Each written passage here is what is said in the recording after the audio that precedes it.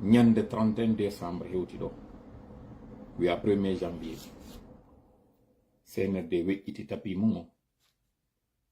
koye gandu arena fofere amen dey menen immiɓe dartiɗo ɓe waɗi sino waɗi na yiɗa amen kadi na doole kadi noon surtout CNRD haray waɗi taw wiw kadi few ko muyɗe Allah mi faala en ittu Allah en few ko tawi toño Allah ko paske haray jama lagine on jaɓi ɓe wakkilike wondema yo laamu seku artu yo yimɓe doole yo yimɓe naato e maccankako ɗum ɗon mi faala yo ande ɗo hande 18 décembre 2024 jama on fop wona témoin e waɗi cippiro ngo duuɓi ha ari ka gayneten ɗon jama lagine on wi walline taw etano men menen ngulamo ɗo no wela men menen o alhaali momin woni ɗo accite men e makko donc koko jama on landi konko ɗum hare waɗɗe ko sago jama on woni ko laatinde wonɓe lagine ɓen ɓe jaɓi wondema CNRD yo jooɗo hoore maɓɓe ɓe jaɓi laamu seeku yo ɓartu laamoɓe ɓe jaɓi yo ɓe wonu ngal taabal ngal soori arata njuloro ɓe nange ɓe soke ɓe doole joni kaka cuuɗi maɓɓe kadi ɓe arante ɓe jatte ɓe ñalla yangade ɓe ara ɓe naata ka suudu maɓɓe ka ɓe haani waalade ɗon fowto inne ɓe daɗi ɓe waɗali accident e oto ɓe sumali e yaasi ɓe barmali ɓe hewtiti ka maɓɓe ka inneteɗon on yaltuno e jami on hewti e jami naata ka suudu ma soka inna bimbi kadi a yimmoto fuɗɗoɗa golle gote ɗen fewta piwum gotum kum goɗɗo ara tawa ma ka suudu ma ɗon findinama landito ma ko tawata halfinama yaltina jonnamo o yaha ɗum ɗo guinéen ɓe kamɓe ɓe jaɓi ɓay non kamɓe ɓe jaɓi ɗo enen wonɓe ɓen ka diaspora ɗo fo jaɓen wondema wonɓe ɓe lagine ɓe jaɓi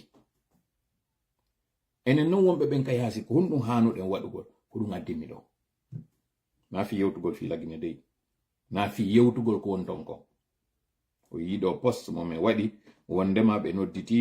moanɓe maɓɓe ɓen fop yo ɓe aɓe fotta koni feƴƴude ton ça ne m'intéresse pas si ɓe faala ɓe nayi ɓe yiɓi hande gouvernement maɓɓe on ɓe wadde remaniman ɓe raɗike kaari ɓe waɗi si ɓe faala ko kanko mamadi tigi ɓe inata ɓe raɗike mo systéme waɗa ɗon sur place tanke on ɗon en ittali mo hare fusna ɓaay donc ko ɗum woni ko addimmi ɗo a 500 hiɗen fuɗɗade live o ne a 480 en woɗɗa donc sakite moƴƴa yewtere nden fof non kadi wona seede ko moni e wolde ɗo ko fof nana par ce que mi falaka yo goɗɗo wono e lagine contact o yammi ɗo wiya meɗen doola nokkel kaari meɗen piya nokkel kaari meɗen sunnana nokkel kaari yewtani men fi hun ɗum ɗo woni noon ko a chauffeur woni ko a njulajo woni ko a jannowo woni ko a neɗɗo ordinaire kala ko woni feƴƴude lagine kon vraiment épargne men fi ɗum ɗon hande kadi mo kala joni men yo jokko haaju mum ono wonɓe lagine ɓen gedde e laamu ton ɗaɓɓe mbuuɗi mon ton haa ka yaltoyɗo o tuma gaynidoyɗon e maɓɓe o si tawi menen antarta menen kadi kamin woni ga meɗen jokki ɗon en fotto e o live an ɗo ko fewti ko wonɓe ɓen ka extérieur si ko lagine wonɗa yaltu ka live ɗo few na fima wona ɗo yewtede ɗo a concernaki nder ɗo sa falaka nande ko metta e ma yaltu ka nder live ɗo ko wonɓe ɓen ka yaasi ka jananiri sera ɗon ha wonoy gaɗa mayo ko ammi woni e waɗande o live ɗo kala wonɗo laggine on e nder kerol nder ɗon o live ɗo concernama few kala an arɗa nanɗa ɗo ko tawi welalima andu sincèrement ko ari an ay jentiti konko welatama ɗon par ce que na a wona yewtede nder ɗon hande kadi en waɗa e pays ji ɗiɗi waɗen gouvernement ji ɗiɗi pays ɗiɗi on en forma e lagine goo mo tawata na o lagine mo guinéen ɓe woni e mum par ce que ɓen ɗon ɓe ala soñjaɓe ala probléme on lagine mo wonɗon mo wonɗen moƴƴinde ɗon o wona e lagine feerejo mo tawata en daara e compte on lagine ɗo wonata mo inen gouvernement parallèle wonɗo feere mo tawata on ɗon on o yiida e ko ɓeeɗa woni e wadde ko laamu seeku ngun jaggo e ɗum ɗum ara yiida e mum kala ndaaroyɗo noon tawi ka woni toon ka leydi lagine ndi wondi fewndo ɗo ndi o yiɗaali ɗon welaali mo o yimmoyto ya o tawe kono ina anne pas question enen wonɓe ɓen e on lagine ɗon yen immoya hen tawto yen mbeeɗa laamu seeku feƴƴi no neeɓi en wi ɗum ɗo lanni goɗɗo miijano yiltitoytoye ɗum ɗon laamu konte ari woni ɗon laamuji bonɗi bus ari donc en wii hande kadi en gaynidi e ko innete jaggu ko innete kon kan colonisation ɗum ɗon en gaynidinoye ɗum neeɓi ɓeɗo noon kamɓe koye arɓe wona ley France laamoɓe France noon kañum kadi waɗa ɓenɓe faala waɗa ko faala e hoore leydi ndi ko ɗum ɗon noon menen men inni min jaɓaali puisque noon menen min jaɓaali ɗum onon on jaɓi na laawol gootol wonde ko ɗum simi inni ngal otowal ɗo si tawi ka fokkitoɗa ɗon an e menen kamen fokkitɗon na gootum tippo c'est tout ko ɗum mi ari worugol ɗo o yii ndu ɓatakuru ɗo mi faala noon ɗo yen arta o e ndu ɓatakuru ɗon heɗintinde on ɗo goɗɗum mi faala noon yon jentorolan hakkil ka mon e yewde ɗo ko mi andintina noon ko wonɓe ɓen ka yaasi mi woni e fewte ɗo mi woɗa na wonɓe ɓen lagine goyi mi répéta ɗum ɗo kañum kadi moƴƴa andodiri si ko lagine wonɗa ari ɗo mi wolnima ko metta e ma mi addi ke yetagol ma mi wolta ko wela e ma an wonɗo lagine o donc on ne parle pas de la Guinée Conakry on parle d'une nouvelle Guinée Guinée goo wonɗe yewde fimu mi faala no yimɓe ɓen heɗito ko feƴƴi sarlon ɗo ɓe nana kon ɗum wonɓe ɓen lagine wonɓe ɓen sarlon kon ɗum ɓe waɗi e ko won ɗum fewndi fewno ɗo ɓe anda enen wonɓe ɓen noon ka diaspora janggen e sarlon ɗon ko ɗum mi faala e waɗu ɗo donc jentite moƴƴa nde yewtere ɗo ko nde mi addana hecciyanki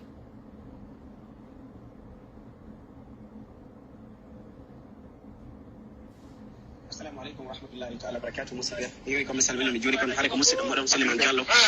Freetown Sierra Leone haray nam komin addi o information ɗo iwno ɗo ka Ministry of Information and Civic Education haray ko ministry wonɗo fi yewtano gouvernement on ɓe yewto hakkude gouvernement on e aduna on haray ɓe wiɗo government of Sierra Leone condemns alleged target against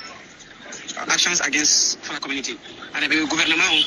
ɓe tondi ma ɗum ɓe haaɗi fi ko waɗi kon hoore fulɓe e ɗo balɗe Sierra Leone o nangu waɗi kon hoore fulɓe gouvernement wi haray ɓe tawaka ɓe tawta kamɓe ɓe ordo ɗo ɓeyɗo ɗum ɗo tawaka e miijo kañumma e yamirore président leydi ndi o ɗum ko président his excellency Dr. Julius Maada Bio haray ɓe wi fulɓe ɓen hino tawa e darnuɓe sarlon hino tawa wonɓe wallitade fiino sarlon yaara yeeso sabandema ɗum ɓe ala nden tumbere ɗon e nder sallon ɗo ka pullo yawete ma ka pullo raƴete yahe ɓe taw noon haray pullo hino tawa e yimɓe wiyete ɓen ko citoyen ma tawaɓe e leydi ndin haray gouvernement wi e o nduɓata kuru ɗo ɓe lonci ma ɗum ɓe fuɗɗike tefore nden ɓe tefay kadi noon ha ɓe anda tawaɓe fi waɗugol ko waɗi hoore ɓe fulɓe ɗo haray gouvernement ɓeydi jama on torama jibbilagol e jokkugol saria on ko wi kon haray hino tawano enen ma woɓɓe meɗen wonnoɓe piirude wonɓe piirude ha joni ko faalano hattali ɗon noon aray information aray kadi siniɓi ɗo seeɗa inchallahu mi addu ɗum ɗo ɓattakuru ɗo fi hollutugol jama men on nde tawde noon haray yimɓe bus hino humpa hande press conference go waɗuno gouvernement on waɗno press conference ka hoorejo policier on tawa IG Faya Selou hoorejo security on enen on office of national security o tawano foreign minister on ko Timothy Kaba ɓe fof ɓe tawano ɓe yewtono fi o issue ɗo ɓe wi haray kamɓe ɓe anda junnuɗo o ordu ɗo haray noon ɓe waɗno noon condem haray ɓe jeeji kadi fulɓe ɓen yoɓe yaafo hoore ko waɗi kon e maɓɓe so haray wi haray ɓe torike fulɓe yaafagol kono noon sa yi goɗɗo jeeji mi jeeji kono naami bonni aray fahintin landal hino woodi ɓawto jeejore ndek par ce que ko an nangudu a hiwndu a yi goɗɗo woosi a nangi goɗɗo woosi a yiimo a jeeji wo ko bonnuɗa si a jeeja ala ko a bonnana si a bonna kam ala ko jeejana si a bonna ala ko hulana haray jama on hino tora jibbilagol fahintin iwtira ɓaawo lamɓe men ɓen e yesoɓe men ɓen haray en darota ko ha yawre waɗa hoore fulɓe ɓen koko waɗi ɗo noon hino jokka piiro ngon hino jokka inchallahu en heɓa en nafoore ɓaawo koko waɗi ɗo assalamu aleykum wa rahmatullah.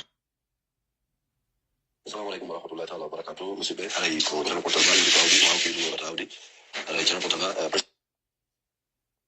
president o yidi ko awdi mo hawki yidi mo heɓata awdi. Okay, o nani nde yewtere nde firanaɗen ɗo e o lettre ko feƴƴi sarlon kon en fop e yi kadi no continue kon ɗum mi woni e yaltinirde ɗon ɗo heɗito ɗon ko fi en andu hay laawol se foccama ngol feway onon tawɓe ɓen o waɗi sarlon par ce que ɗon andi ɗon ka nder live ɗo yiyetelan pourcentage fulɓe ɓen sarlon ko ɓe njelu ono wonɓe darde live on ɗon ɗo sinnama hande ɗo yo yahe ka adadu e nder temedere fulɓe ɓen ko njelo e nder sarlon mi fala en wallidir ɗum ɗon ono wonɓe garanayi mi wowlu chiffre mi adda adadu ɗo mo tawatana gongajo ko njelo sinnama eno sendede miran pecce sappo e nder ɗen pecce sappo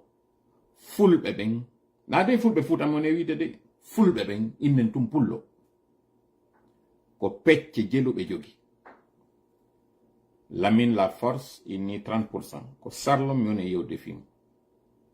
fulɓe ɓen min naali pullo fuuta min naali pullo ngaabo mi yaali pourcentage on mi faala wiyeteɗo pulal pullo wowlowo pulal pourcentage pullo on sarlon ko jelu pourcentage pullo si nane mi wi lagine pourcentage pullo ko jelu Boubacar Diallo Jamburia inni third highest group in Sierra Leone donc disons 30% parce que si innama third ko 30% woɓɓe inni 35%. ok si tawi pourcentage pullo sarlon ko 30%.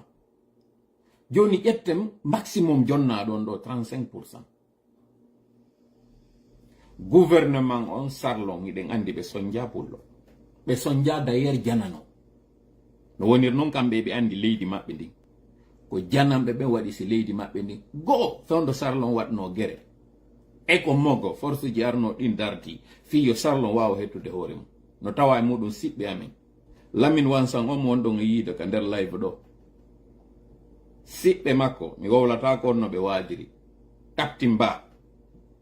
ɓen ɓe maaya ni sarlon fiyo sarlon wawa hettude hoore muɗum siɓɓe amen ɓe Wansan ɓe maaya ni sarlon fiyo sarlon wawa hettude hoore muɗum ɗum ɗo ara ko wonde yewde fi mum ko année 90 ɗo en ala yewtude fi fewndo indépendance siyaka Stephen kon no wadirno e fulɓe ɓen fula chief ko inete kon fula chief ardiɗo fulɓe ɓen ko rôle honɗum o jouno sarlon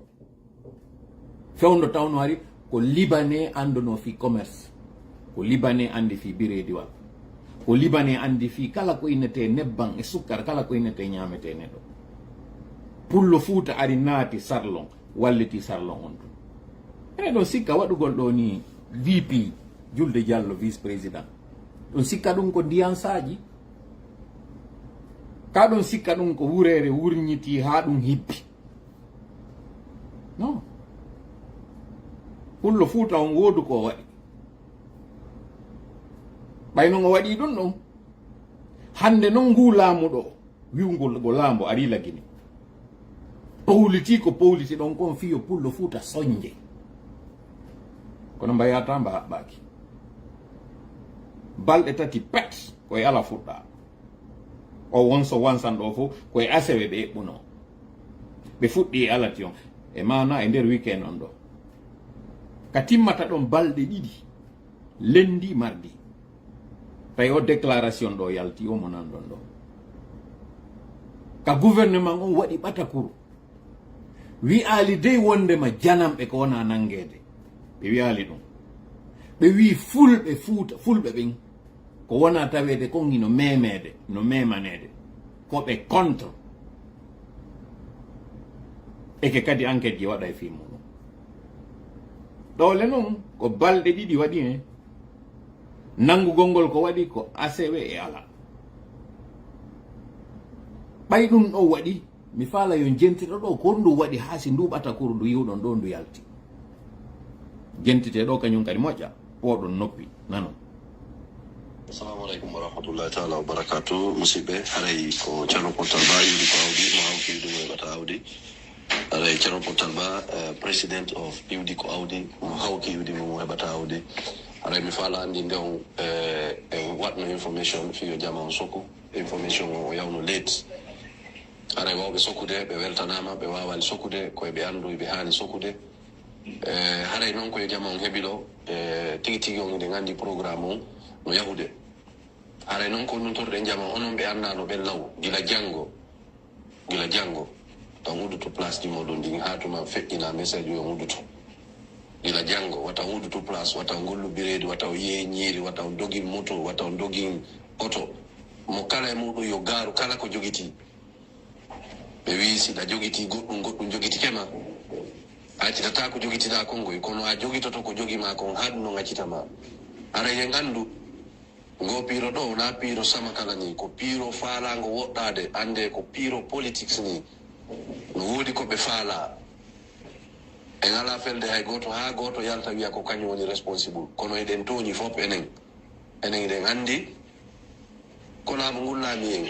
si en nangama woni gooɗiɗi tati hani balɗe nayyi goɗɗo wolali ara eɗen andi ko homɓe woni e nangude ara konamo woni e nangude wona goɗɗo goo musidɓe jogite place ji moɗon ndin fanko mbule soke place ji moɗon ndin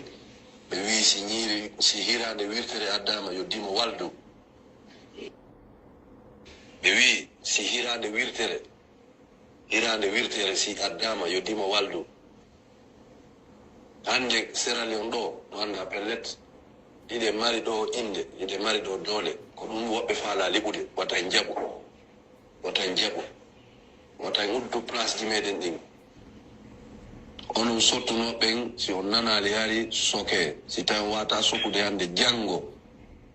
gila janggo wata goto e moɗon jillu farin ma wiya defa ñiiri yeeya ma waɗa e goɗɗum ngo jokke haajuji moɗon ndin taw ha anden konto turiɗo fewti ɓe wi si hirande wirtere si addama yo dimo waldu si hirande wirtere sendama yo dimo waldu taw sikku waɗugol ndu ɓatakuru ndu waɗirni tum ɗum ɗole ko hecciyankin ɗo ɗi audioji ɗi feƴƴina gemma o nani ko ɓe wi ɗo ko wondema ɓe wiwno jama o mo kala yo fermo boutique muɗum message on wo o yahaali tinna kono lo simple fait ɗi audioji ɗo ɗi hewtoyi laamu ngun wondema ɓe décidi ke sifaka no ɓe warruno noon ka devise ɓe ɓen kadi nangano ɗo kaɓe fuɗɗino warde devise man ɓe ɓen awɓe fondiɗo kañum kadi ɓe darna e leydi ndi direct ndu ɓatta kurɗo tawi ndu yalti waɗali balɗe tati hen pour un pourcentage faible de 25, 30, 35% maximum balɗe ɗiɗi pet ka innetele ɗen andi woɓɓe ɓen fulɓe na fulɓe sarlo ko fulɓe joguɓe lagine kañum e fofere mum yafoɗollan e kulol mum reedu immi ari ko sabu ɓen ɗo waɗi si pulloy no yewitede ɗo na fulɓe sarlon ɓen de fulɓe sarlon ɓen taw ɓen hiɓe andi kamɓe honto ɓe iwi hiɓe andi ko honno ɓe jooɗori sarlon ɗo ɓen ɓe yawnaki mi wowlino ɗon mi wowlitinoki minni ko fussaki ɓe doguɓe ɓen lagine dogiti e ponki muɗum dogiti nder ton e fussaki yagal muɗum e kulol muɗum ko ɓeɗo waɗi si pullo fuɗɗa yawede ka yawete to woni ko Sénégal woni ko Guinée Bissau woni ko Côte d'Ivoire woni ko Mali woni ko Sarlon kala ka pullo yawa ko pullo fuuta doguɗo laamu seeku ngu na pullo fuuta dartiɗo on dey ko ɗum si min ya wonɗo lagine on tan naatu nder ɗo par ce que ɗi mi wolnay ma ɗi nga yiɗata an fussaqijo on suɓiɗo on wondema ko mbuuɗi ɗin dogata ɓawo mum yaweɗa yaltuka nder layfu ɗo sina ɗum mi wowlante ɗi a yiɗa par ce que ko an waɗi si yawre no waɗude hoore ma yawre no wadde hoore pullo fuuta ka woni o sina ɗum pullo yehi ha woni vice président Sarlon ko onno pullo yehirte nangue ɗon ko sabu fussaki yagal mon onon holluɓe ɓen ka woni ɗon lagine ton ko woni worewa e hoore moɗon ko onon waɗi si nde yawre ɗo waɗi e hoore wonɓe ɓen Sarlon heureusement ɓe mari kamɓe lanɗo heureusement kamɓe ɓe mari ko'e e ko'e ɗo immi darti konde non woni ɗon ko'e jentite noon nde yewtere ɗo nde lanɗo on tigi tigi ko wowli kon ɗo kañum lamɓe fulɓe ɓen ko joni o audio ɗo hewti hayo neɓal taw jentite. Assalamu alaikum wa rahmatullahi wa barakatuh. Hara mi salmini on jama fulɓe wonɓe nder leydi Sierra Leone ha e ka wonira wayat noon hara komin Alaji Mohamed Sadio Diallo lanɗo fulɓe Free to Western Area e Sierra Leone ɗo chairman fi council of Fulataɓe ɗo mi salmini mi andi kesiɗon e jaam kala ka woniri ɗon haray miɗe weltani on golleji ɗin fo ɗum kala koye wakkiloro ka hewella ka woniri ɗon haray o probléme ko waɗi ɗo fi o nanngugol ngol leñol men tun walanaka hay goto e meɗen kono ko inchallahu meɗen jokki fi muɗum minen gouvernement meɗen yewtitude ko inchallahu ɗum ɗo en gueray ha rafillaki waɗa ɗum en kadi en gueray ha saria o nangga ɓe so Allah on jaaɓi haray ko men ɓe waɗi comité min ƴetti e none nokkele ɗin fof e fulako nokkele ɗin fof union ji men ɗin FPU tabita pulako e mojoɓe heddiɗe go'o loyaɓe men ɓen member of parliament ɓe men ɓen fof mojoɓere waɗama comité on min waɗaniɓe spokesperson kombo wolata fi leñol ngol fi o programme ɗo ɓen ɗon woloɓe ɗo ko ɗum woni Abdoulaye Bari e Alaji Mohamed Baylo Diallo ka FPU ko ɓe woni wolata fi o programme ɗo haray ko kala ko nan ɗon ko ɓen no yewti ko ɗum ɗo goltirton jebbino ɗen hino haalde deede ko waɗi ko noon no gasa ɗum ɗo wona e saabu hara fillaki haray min torki on yandimo kala e jebbilo heɗo heɗitomen meɗen no yewtede moƴƴa condition ji ko waɗa kon fof fuɗɗama golliteɗe so joni heɗoɓen so tawi timmi ara enen ko falɗen ko heeɓi si timmali kadi min hewtta e moɗon min arta e moon min yeyto fof no waɗate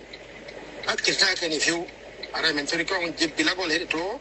laamu ngun ko inchallahu min watta on disappoint few ɗum ɗon wota mabin hay e goto ara mi salmini on fof kala ka wonira leydi assalamu aleykum wa rahmatullahi wa barakatuh komin Alaji Mohamed Sadio Diallo Fulataɓe Western Area chairman of the council of Fulataɓe head in Sierra Leone grand chief president of the Pulaku International and chairman for the FPU Fula Progressive Union executive council. Seydi Ba o yettama Ba ɓeɗo na yetti jalloɓe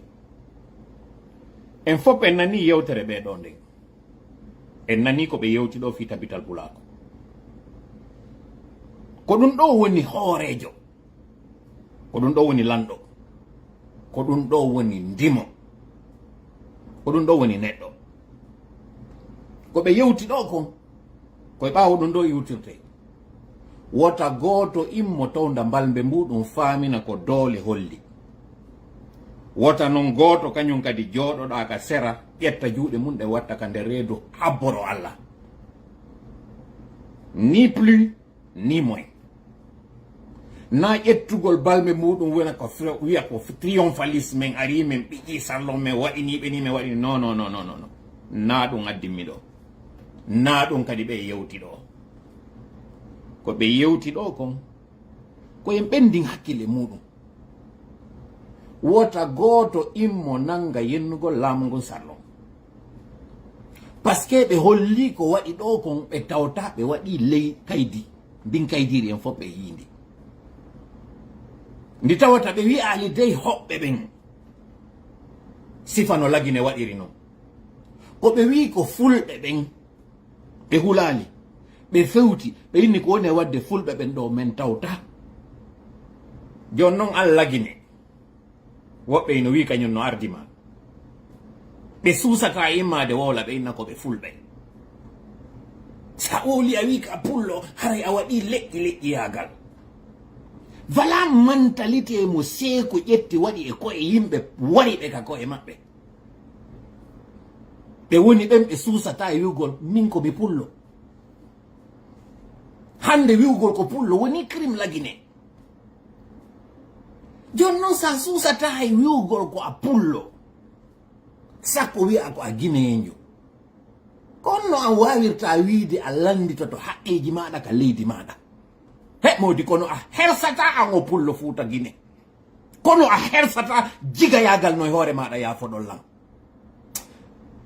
ɓay minani o mi yi ko feƴƴi ɗo kon sarlo mi monani hoore an mi monani Guineyen leydi ndi wawaynoɗa wiide e jebbilo ɗen iɗen andi koye hoɓɓe ɗo se memmini keɓe bonnana en ɓe raɗoto en ɓe sonjay en ko ɓeɗo ɓe sunnali pine ɓe ƴettali finkari ɓe waɗali fus ɓe gollitir ko ɓe jogi kon ta jiiɓu farin wota huɓɓi motoru wota udditu boutique sapu makon soko kun est ce que ɗum ɗo ko compliqué timmali hay balɗe tati nantodirama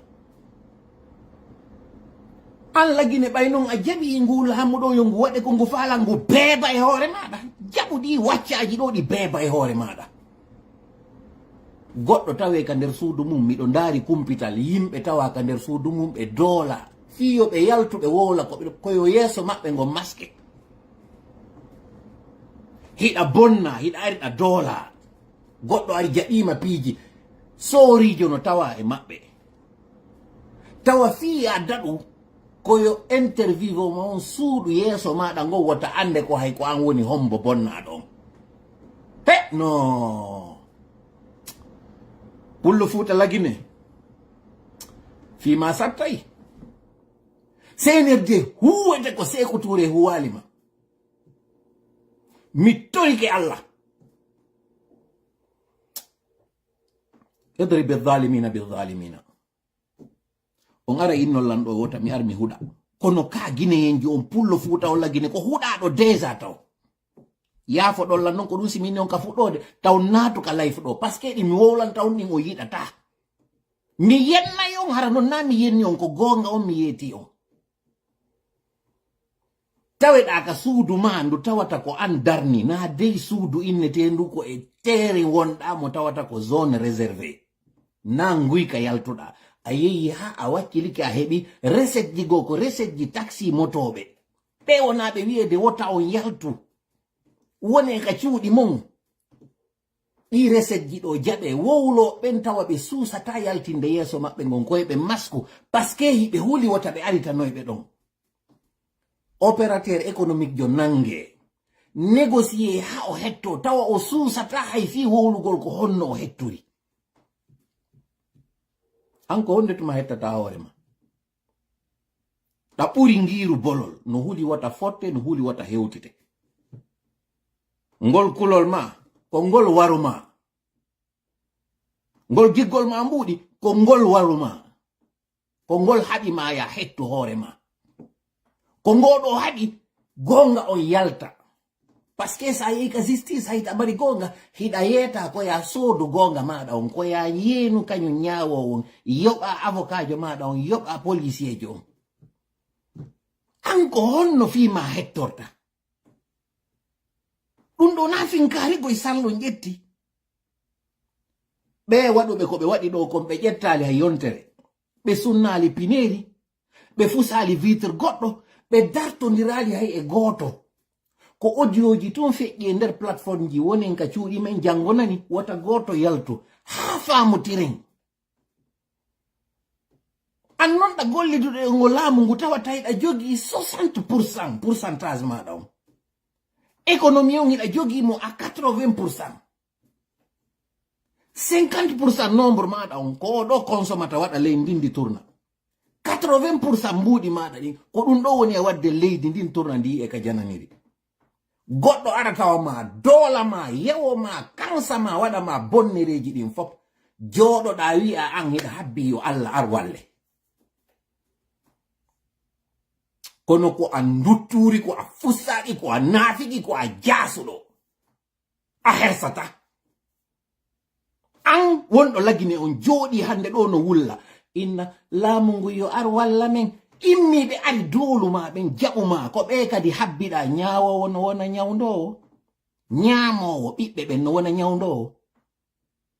ko an hande ɗo o habburi so wari o doolima o ƴetta ɗi mbuuɗi o yaha o yoɓa sooriɓe makko ɓen o yoɓa policiɓe makko ɓen o yoɓa gendarme makko ɓen ɗi cms ji fop e wodude ɗe blendeje ɗo fof yimɓe are doole pendant 3 heures de temps e nder suudu maɓɓe 4 heures de temps rafle ji no waɗude ƴettu oto ma wiya ya yaltu naɓugol firtotoɗo ɓe darnete barage ji capanɗe si yewtoya ka hôpital goɗɗo aranama ka suudu maɗa nodda service ji ɗin fop goɗɗo arata makitima suma nodda 118 ɓe innama ɓe ala carburant an ko hoɗɗum nafuɗa e ndi leydi yetolon an ko honɗum nafi ko yawɗa l'école janguɗa ma yaltuɗa o l'école wonɗa njulowo importuɗa adduɗa yoɓuɗa taxe ji maɗa ɗin foppo soduɗa tere waɗa kaydiji ɗin ko honɗum ɗum nafuma yetolan ça t'a servi à quoi d'être citoyen? C'est quoi ton péché? Tu es un citoyen de seconde zone, c'est ça? Les autorités organisent des rapts, des kidnappings, des enlèvements, des attaques nocturnes dans des maisons paisibles. Avec tout ce qu'on a. Et ils ne sont même pas fichus sécuriser la population. Et là, ils sont en train de parler de glissement de calendrier. Pour encore continuer à te maintenir dans cette misère, dans cette injustice. Vous avez vu le procès de Nicolas Sarkozy? On lui a aménagé une peine. 1 an d'emprisonnement. Mais il n'ira pas en prison. Hein? Il n'ira pas en prison. C'est un bracelet électronique qu'on mettra sur lui. Il sera dans une résidence. On lui dira, ce périmètre-là, tu ne dois pas sortir. Corruption avérée. On lui fait une peine d'1 an. Pendant ce temps, le capitaine Moussa Dadis Camara est en train de croupir au géol de Corontin. Un ancien président. On ne lui a pas aménagé une peine. C'est sûr, on va dire crime contre l'humanité, l'autre c'est des crimes, c'est des délits économiques. Ou des, oui, c'est ça, c'est délits économiques. L'autre c'est des crimes c'est des crimes de sang. C'est ce qu'on va dire. Mais le capitaine Moussa Dadis Camara, ça n'a pas été établi qu'il était au terrain pour assassiner des Guinéens. C'est la responsabilité hiérarchique. Pendant ce temps, à Zérékoré, il y a 300 morts sous le magistère de Louis Mamadi Doumbouya. Aucune tête n'est tombée en Guinée. Aucune tête. Les services qui ont tiré sur ces enfants, ces adolescents, personne n'a été démis de ses fonctions. Encore moins, on parle de poursuite. Le moinon Bogola Abba qui a organisé ce carnage, il est toujours en fonction. Rien, aucune sanction. La France, elle sait qu'un ancien président, on lui aménage une peine. Mais pour les dirigeants africains, il faut les foutre en tôle. Il faut les humilier. Gbagbo, il a été traîné à La Haye, non? Finalement, pour qu'on dise qu'il a été acquitté. Mais il fallait l'humilier, comme on avait humilié les Samori, comme on avait humilié tous les résistants africains. C'est la colonisation qui continue en Afrique. Sarkozy, avec tout ce qu'il a fait, la guerre de Libye, on a vu. Mais on lui fait un bracelet électronique, comme celui qu'on fait comment on appelle, aux récidivistes, là, ceux qui commettent des viols, les pédophiles, ou bien ceux qui ceux qui font de la violence conjugale, on leur dit, bon, tu ne dois pas t'approcher de tes enfants, tu ne dois pas... C'est des faits d'une banalité. C'est ça qu'on lui fait, alors qu'il traîne tout ce qu'il traîne, Sarkozy. Mais puisque c'est un président français, on reconnaît qu'un président français, on sait qu'il faut aménager les peines des présidents ou des anciens présidents.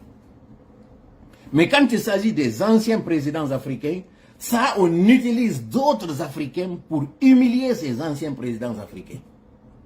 Parfois même à tort. Le plus souvent d'ailleurs. À tort, on les fout en prison pour montrer toujours que c'est nous qui sommes les forts. Nous sommes vos maîtres. Vous êtes les sujets. Avez-vous entendu que tous ces crimes-là dans le monde, ceux qui les commettent, vous les connaissez? Après qu'ils soient tombés, qu'on les a humiliés, qu'on les a amenés. D'ailleurs, ce tribunal pénal, la Cour pénale internationale, vous avez vu un ancien président européen dedans, un ancien président occidental dedans? Vous avez vu ça? Avec tout ce qu'il y a comme invasion, avec tout ce qu'il y a comme guerre, est-ce que vous les avez vus là-bas? Non, vous ne les verrez pas. Ce sont les sujets africains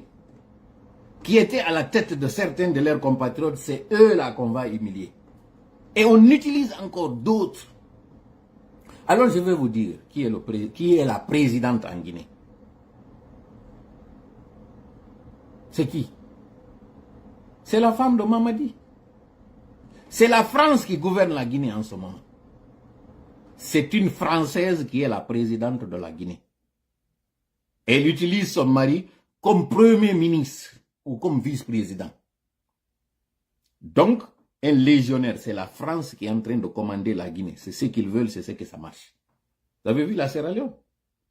Ils ont eu le courage de dénoncer ces exactions contre les peuples. Ils ne sont pas allés du dieu de la cuillère. Ils ont dit que ce qui est en train de se passer sur des peuples, nous ne sommes pas du tout associés, nous condamnons et nous allons nous ériger contre. Ils ont présenté des excuses. Là, nous parlons de la Sierra Leone. Pendant ce temps, le nombre de peuples qu'on est en train aujourd'hui de marginaliser, de tuer, d'assassiner, qui sont en Guinée, sans que les autorités n'aient le courage de dire au moins ce qui se passe là, nous sommes contre. Sans même spécifier, dire que c'est des peuples, mais au moins dire que ce qui arrive aux citoyens, nous ne sommes pas du tout associés. L'insécurité là, comme par hasard, elle ne cible que les populations de la zone de Ratoma et des peuples, il faut le dire. Sans gêne, Mamadi et son clan ont organisé ce rapatriement de Léonais tout simplement pour que la Sierra Leone réagisse. Est-ce qu'ils ont fait ça aux Sénégalais? Le fait de dire pour la sécurité de la ville, on va rapatrier les étrangers. Ils ciblent les Léonais. Pourquoi ils n'ont pas fait ça aux Maliens? Pourquoi ils n'ont pas fait ça aux Ivoiriens? Pourquoi ils n'ont pas fait ça aux Nigérians ou bien aux Ghanéens, qui sont également anglophones? Ils vivent en Guinée, à Conakry. Ils choisissent la Sierra Leone.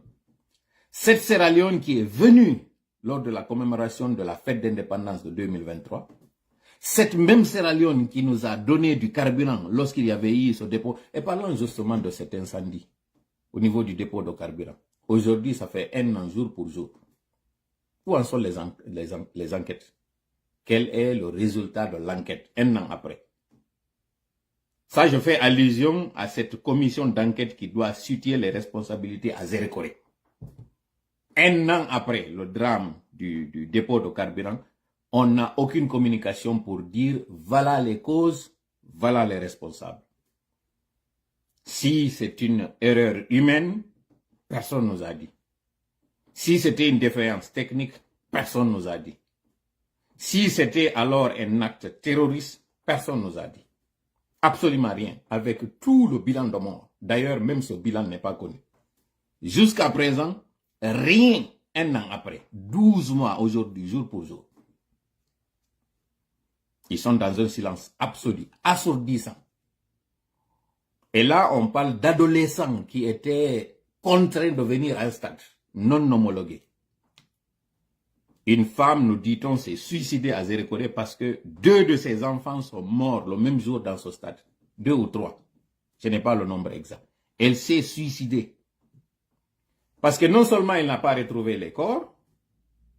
mais soudainement on lui dit 3 de tes enfants ne rentreront pas à la maison. Imaginez la peine d'une mère qui apprend que ses enfants qui étaient allés habillés en tenue civile, partis pour aller voir un match récréatif parce que leurs enseignants les ont encouragés, les ont contraints à aller voir cette finale. Donc pour eux, ces adolescents, ils partent pour aller se réjouir, ne sachant pas ce qui les attendait. Cette mère-là, on l'appelle pour lui dire qu'il y a eu bousculade au stade et que tes 3 enfants ne rentreront pas aujourd'hui. Pire, elle ne verra pas le corps de ses enfants. Si au moins elle pouvait voir ses enfants et leur faire ses adieux et les enterrer dignement, mais la mère ne sait même pas qu'est-ce qui est advenu de ses enfants. Et le CNRD est silencieux là-dessus. Ils ne disent absolument rien. Aucune compassion. Rien. Et la communauté internationale est silencieuse là-dessus. La CEDEAO a fait sa réunion, son sommet. On n'a pas parlé de ça. Pour insister et dire qu'à cause de ce qui s'est passé au stade-là, le CNRD encore a perdu toute légitimité pour être à la tête. Et d'ailleurs, c'est non négociable. Aucune prolongation n'est possible. Ils se sont tus, voyant très bien que les élections devaient être organisées. Au plus tard, la toute dernière devait être au mois de décembre. La CEDEAO n'a rien dit. Pourquoi? Parce que là encore, la France a choisi qu'elle ne dise rien. Là encore, c'est la France. Cette même France qui est en train de dicter à cette nébuleuse de CEDEAO, ne dit rien. Dans leur rapport, dans leur conclusion, on n'a pas parlé de ce qui s'est passé sur les Léonais en Guinée. Lorsqu'il y avait cette réunion, ce sommet de la CEDEAO, ils n'ont pas mentionné que des citoyens de la CEDEAO, pendant qu'ils sont en train d'amadouer les pays de l'AES de rester, des pays de cette même organisation, des citoyens de cette même organisation, sont pourchassés dans un autre pays de la CEDEAO. Et là, ça n'a pas figuré dans leur rapport pour dire que ce que la Guinée a fait, c'est condamnable, c'est contre les règlements, c'est contre les lois de la CEDEAO, c'est contre les articles de la CEDEAO. Pourquoi? Parce que là encore, la Française qui est à la tête s'est arrangée avec son Français pour qu'on appelle encore la CEDEAO pour lui dire ne dites rien de ça. Absolument rien. La France doit quitter la Guinée. C'est mon mot de la fin. Nous devons demander le départ pur et simple à la fois du CNRD, mais aussi de l'armée française. Demandons le départ pur et simple de la France, de l'Afrique, comme l'a fait le Tchad, comme l'a fait le Niger, comme l'a fait le Mali, comme l'a fait le Burkina. La France doit quitter impérativement le sol africain.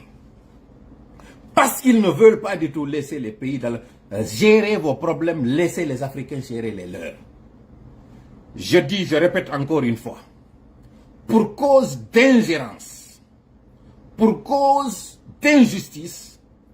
l'armée française doit quitter impérativement la Guinée. Je répète, impérativement, la France doit être chassée de la Guinée. Je le répète, ce n'est pas un acte de rébellion, ce n'est pas un acte de violence, c'est une demande. Comme nos devanciers l'ont fait, l'armée française doit quitter absolument la Guinée. Si elle ne quitte pas ce qu'elle verra en Guinée, elle est l'unique responsable. Et désormais, nous ne devons plus compter sur la CEDEAO. La CEDEAO n'est plus ni légale, ni légitime en Guinée. Je répète, nous ne devons plus écouter la CEDEAO. Cette mission qu'ils veulent faire finir, c'est une façon de légitimer la prorogation ou le glissement de calendrier. Et il n'y a aucun glissement de calendrier possible. Appel donc à la diaspora. Nous devons tous envahir les ambassades pour chasser les ambassadeurs. Nous devons commencer par l'étranger. Nous devons chasser tous les ambassadeurs nommés par le CNRD à partir de la semaine prochaine. Toutes les ambassades, à commencer par les ambassades occidentales. Nous devons chasser tous les ambassadeurs et consuls nommés par le CDA, par la gente. Je répète encore une fois, appel à la mobilisation de toute la diaspora pour chasser le CNRD, à commencer par les ambassadeurs, mais aussi par les consuls. Toute représentation diplomatique ne doit plus être reconnue par un citoyen venant de la Guinée. La population guinéenne a accepté, elle, que la gente soit sur elle. C'est leur choix. On va les laisser gérer ça. Mais je dis, je répète, nous devons nous mobiliser pour chasser toutes les représentations diplomatiques nommées par la gente. La désobéissance civile, c'est maintenant. Nous ne devons pas attendre le 31 décembre pour déclarer, pour lancer les hostilités. La gente nous a montré son mépris,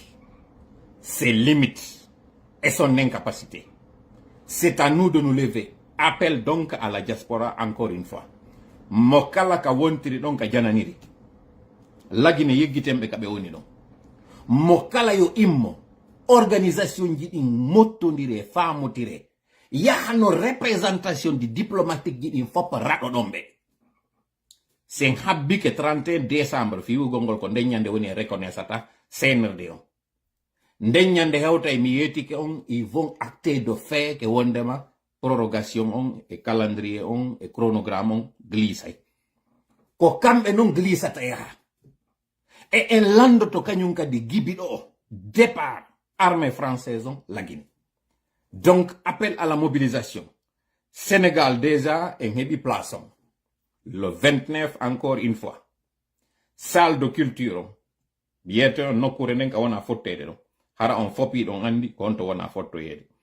Le 29 décembre, do wontirbe Sénégal ben en fop préparo den. Ide mari mottondiral ka foto iten ton. Mi jonna on do inde no kurenen. Yafo Dolando. Ko maison de la culture Douta Sek. Ko non no kurende wiyete. Kala ka wontirɗa e nder Sénégal on le 29 mi torike ma mi jeejima. Si fi lagine on hino ka nder ɓernde maɗa. Si fi hoore maɗa on hino ka nder ɓernde maɗa. Fino lagine hettira hoore muɗum on. En andi wonɓe ɓe lagine kamɓe ɓe suɓike ko ɓe faala kon. Acciden ɓe ko ɓe suɓi ɗon kamɓe ɗum ɗo weliɓe. Si ko waɗi kon ɗo sarlon wawali ɓe jannude e mi profita encore une fois mi weltano fulɓe sarlon ɓen mi du'ano on mi ñagano on yo Allah hisin on ton yo Allah waɗu nantodiral hakkundeji moɗon hara on lurrali hooreɓe mon hikkiɓe yeeso ɓen yo Allah dandu en ɓeɗo ɓe oñade yo Allah tabintinɓe konko moƴƴi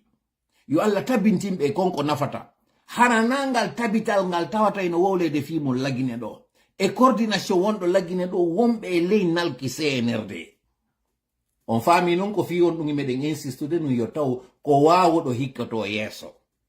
so yiyari meɗe wowlde no men inna na wonɗo e golludude e laamu hikkoto yeeso meɗen ko sifa ɗi piiji ɗo o yii noon on andi importance heɓugol hoorejo wowlowo ko nafata jama on kon dartantoɗo jama on ton nane kadi si wonno ɓe lagine hara ko nunɗunoɓe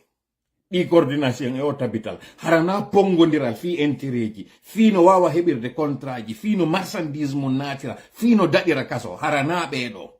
marnoɗe lagine hara ko tawno ɓen ko immotoɓe dartano fulɓe wonnoɓe lagine ɓe hande ɗo hareno ko waɗno ɗo kollanni ko goto nangueteno ɗiɗo nangueteno tammo ka wiyeteno nangi ɗum haray fop yaltino wowli woɓɓe nangi wiwgol ɗo noddu Sérif Abdallah wiwɓe ɗum ɗo e ɗum ɗo o yeggiti konto Sérif Abdallah sortoroyno Sénégal fewdo ka winnuno ɗo yo jula ɓen ka go'a yo darto num e yeggiti konto sortino ɗon sikka o feetu so inno ɗo kañum kadi o memmina ɗo goɗɗum wonɓe ley makko ɓen immo toon sortoyoɓe accuyamo noon kanko o nataka kaso ɗum na affaire wiwgol ko Sérif Abdallah go'a ni tum na affaire wiwgol ko Alaji Alseni ni tum na affaire wiwgol ko kaari e kaari ni tum ko jama on fop andata ko heɓi oɗa kon ko ɗum habbila simi immaki min kadi ko ɗum habbila tanke on famali ɗum ɗon andon on sikki ko menen wonɓe ɓen ka yaasi wonɗon e waɗude ko billahi e ngal on janga e leeron ko billahi e ngal CNRD ko huwata on kon on janga e leeron netto faamon sumo suudo yonda e ñemete kono wonɗe ɗen noon kañum kadi ka nder kankiran tawate ala leeɓi ɗen ko den burata waɗugol ɓe natiranayi on wa baaɗi ka nder cuuɗi moɗon ɓe ɗiiray on ha annon ko honɗum woni honɗum ɓay tun on wi'i jawdi moɗon ndin no ɓurani on teddungal moɗon ngal jawdi moɗon ndin jeɓoy koye ngenari ndin ɓurani on ko woni wo ko billahi on hetta e ngal na kuddi na yawre moɗon ko gonga mo tawata on fapiɗo reni mo salimo ko mi yalti mi yeti on ɗo je m'en fous ko miijoyto ɗon mi yeti ko min nargol wawnan ɗo ko welata on mi arata mi wacca ɗo goto e moɗon mi mawla on si a waɗi ko fewi ko mi yeti ko mi ala siɗɗo min ka bonki si a woni bonɗo mi alida e maɗa e hunde mi hajaka e maɗa mi tottete kaligol mi falangol si a ndaari noon a andi ko yetaɗa ɗo ko gonga a jaɓimo alhamdulillahi rabbil alamina si a jaɓalimo siɗa faala a waɗay honɗum tigi de min haaju an ala e ɗum wassalam voilà